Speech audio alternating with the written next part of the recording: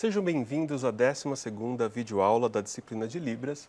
Hoje nós discutiremos o papel que as expressões faciais têm na gramática das línguas de sinais e também falaremos sobre a estrutura das frases nessas línguas, obviamente com destaque para a Libras, para a língua brasileira de sinais. Esta videoaula se baseará no segundo capítulo do livro de Liddell e também em uma parte da tese de doutorado da professora Ronice Quadros. Como vimos em aulas anteriores, as línguas apresentam regras que determinam como suas palavras podem se combinar na formação de frases. Em português, essas regras determinam que a ordem mais comum, a ordem canônica, seja a de sujeito, verbo e objeto, que é o que nós ilustramos aqui com a frase ele, sujeito, comeu, verbo, pizza, objeto. Embora essa ordem reapareça em várias línguas do mundo, ela não é universal. Existem línguas que apresentam uma regra diferente, uma ordem diferente, como, por exemplo, o japonês. O exemplo que vocês veem aqui apresenta o sujeito seguido do objeto e o verbo na posição final. Se nós tentarmos construir em português frases seguindo a regra do japonês, por exemplo, nós vamos produzir uma frase agramatical, né? Vejam, ele, pizza, comeu, não é uma boa frase em português. O mesmo aconteceria se nós impuséssemos no japonês a ordem do português. Nós também produziríamos uma frase agramatical. Então, vejam que as línguas têm regras abstratas que determinam como as palavras podem se combinar, como que elas são ordenadas na formação de suas frases. O mesmo tem sido estudado nas línguas de sinais. Os primeiros estudos defendiam, na verdade, que as línguas de sinais apresentavam uma ordem bastante aleatória. Estudos subsequentes mostraram que, apesar dessa flexibilidade, aparentemente a ordem básica seria justamente aquela que também observamos no português, ou seja, sujeito, verbo e objeto.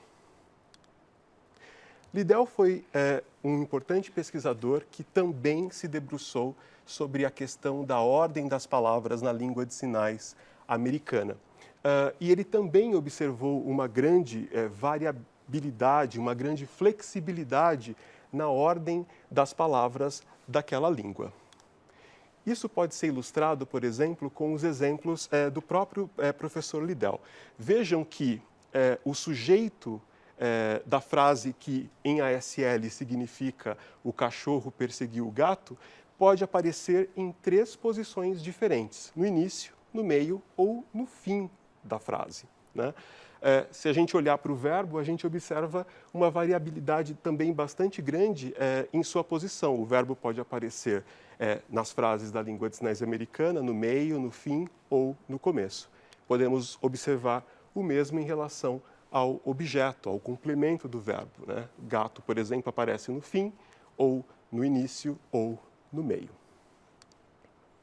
O que o professor Liddell descobriu com o avanço de sua pesquisa é que sempre que as pessoas coletavam dados de sentenças em língua de sinais americana, elas ignoravam as expressões faciais que acompanhavam a produção destas frases. Então, em geral, ao observar essa grande variabilidade, as pessoas acreditavam que as frases significavam a mesma coisa e que as palavras podiam variar sua ordem sem que isso acarretasse qualquer alteração no significado daquelas frases.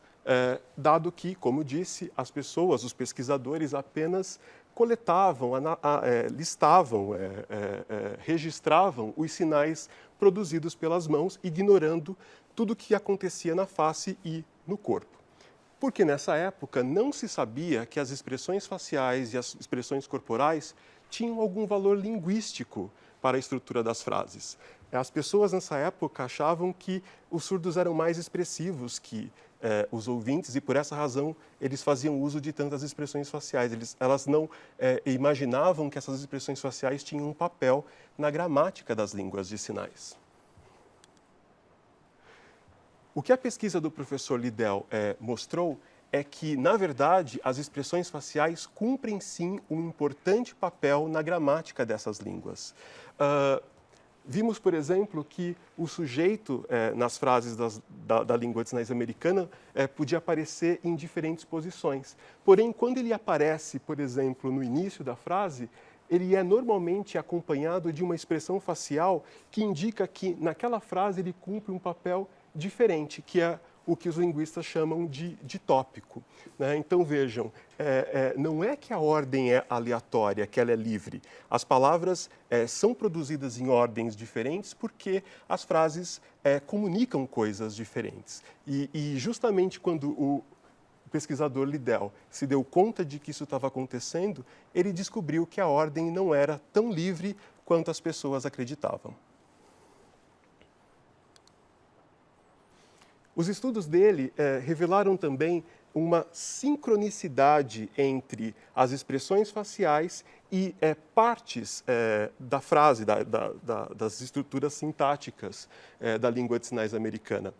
Isso ele observou, por exemplo, nas chamadas orações relativas, também chamadas de orações adjetivas. Uma oração adjetiva seria, em português, por exemplo, alguma coisa como que perseguiu o gato recentemente, que é uma oração que descreve, que modifica, que acrescenta uma informação a respeito do elemento que o precede, o cão. Então, estamos falando de que cão? O cão que perseguiu o gato recentemente. Ele voltou para casa.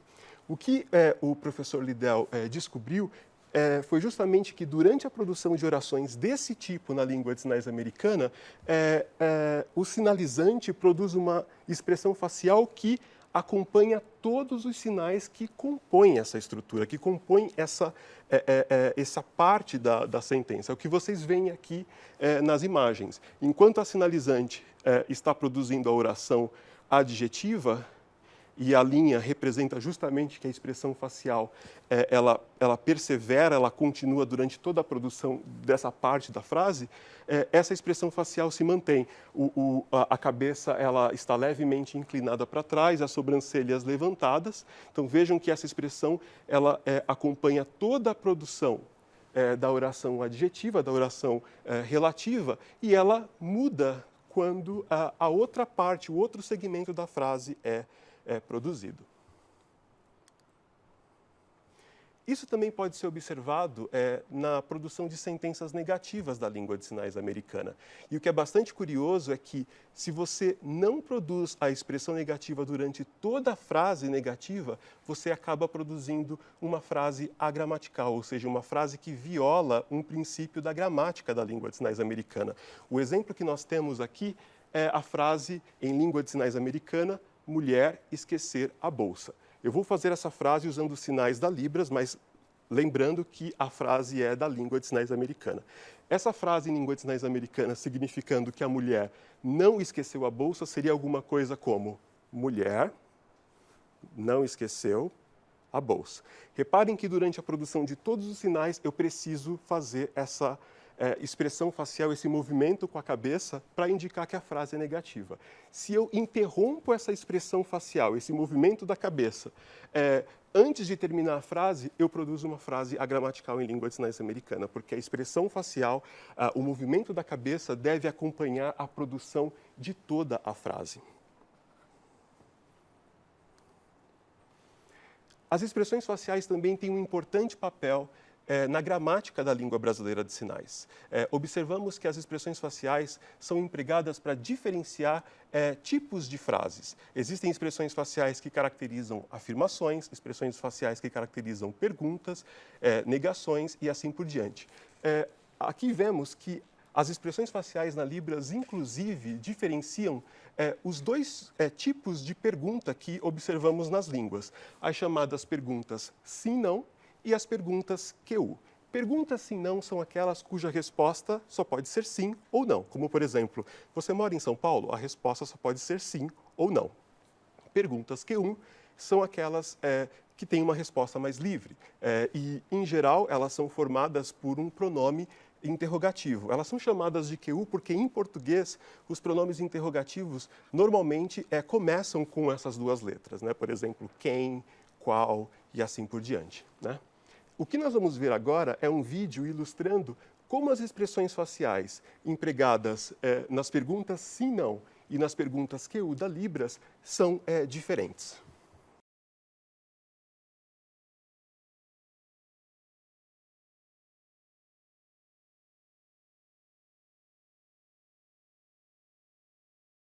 Reparem que a expressão facial empregada durante a produção da pergunta sim, não é diferente daquela que observamos durante a produção da pergunta QU. Na pergunta sim, não, a cabeça está projetada para frente, ao passo que na pergunta QU a cabeça está levemente inclinada para trás e as sobrancelhas franzidas.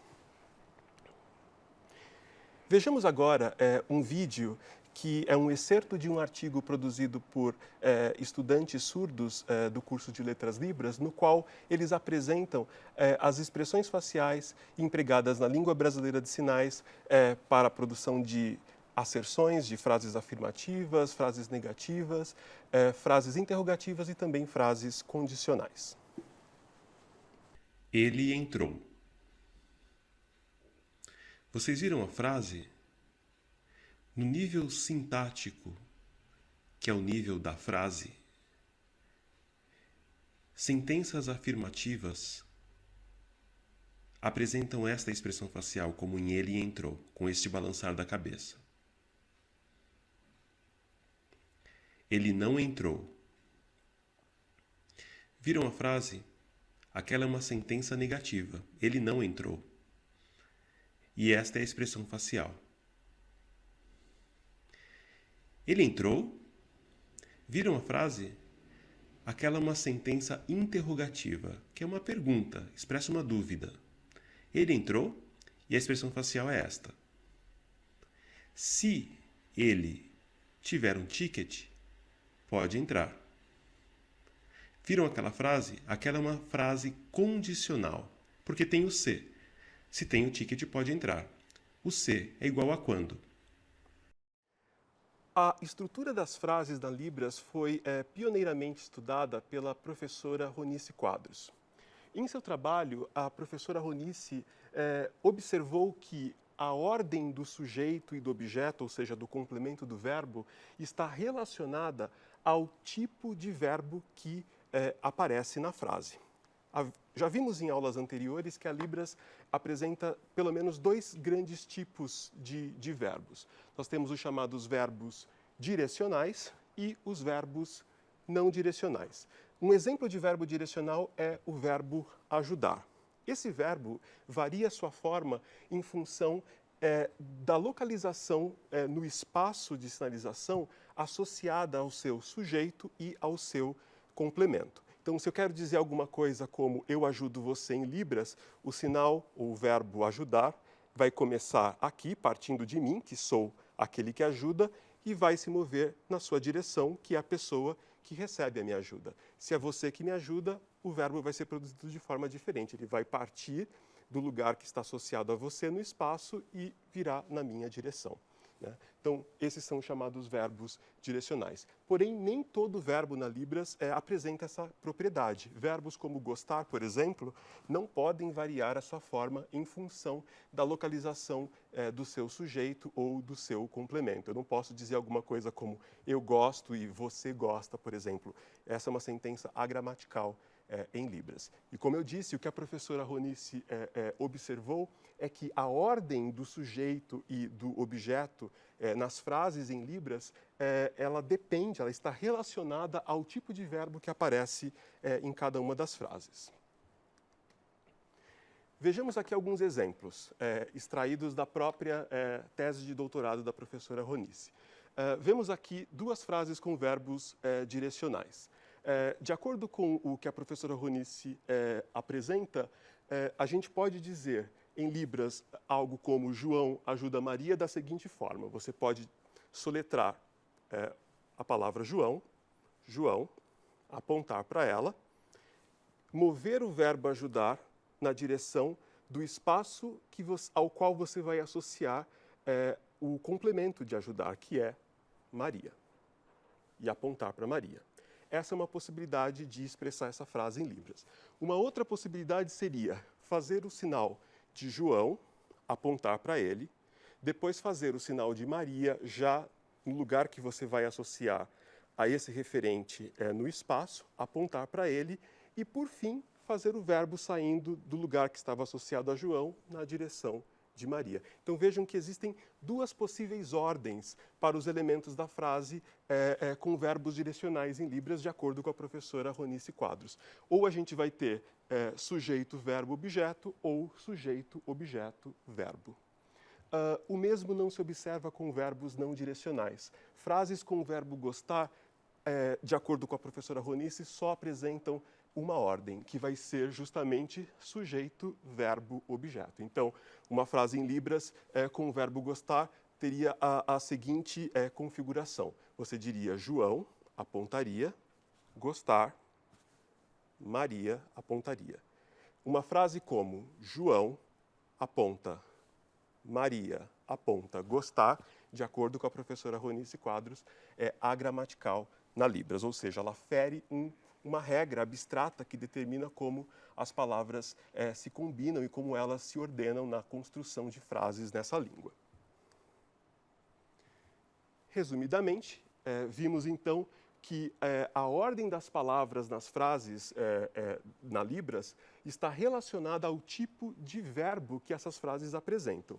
Se elas apresentam verbos direcionais, essas frases vão apresentar uma ordem mais variável, porque elas podem aparecer tanto nessa ordem, sujeito, verbo, objeto, quanto na ordem abaixo, sujeito, objeto, verbo.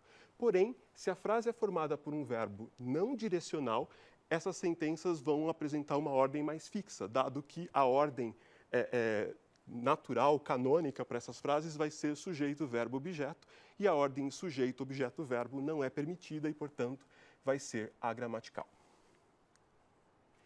Na aula de hoje, nós então exploramos um pouco da função gramatical das expressões faciais, vimos que na Libras ela tem um importante papel para diferenciar os tipos de frases afirmativas, negativas, interrogativas e assim por diante, e vimos também que a estrutura das frases em Libras, aparentemente, de acordo com o trabalho da professora Ronice Quadros, está relacionada com o tipo de verbo que essas frases apresentam. Verbos direcionais permitem ordens mais livres dos seus sujeitos e objetos, ao passo que verbos não direcionais não permitem.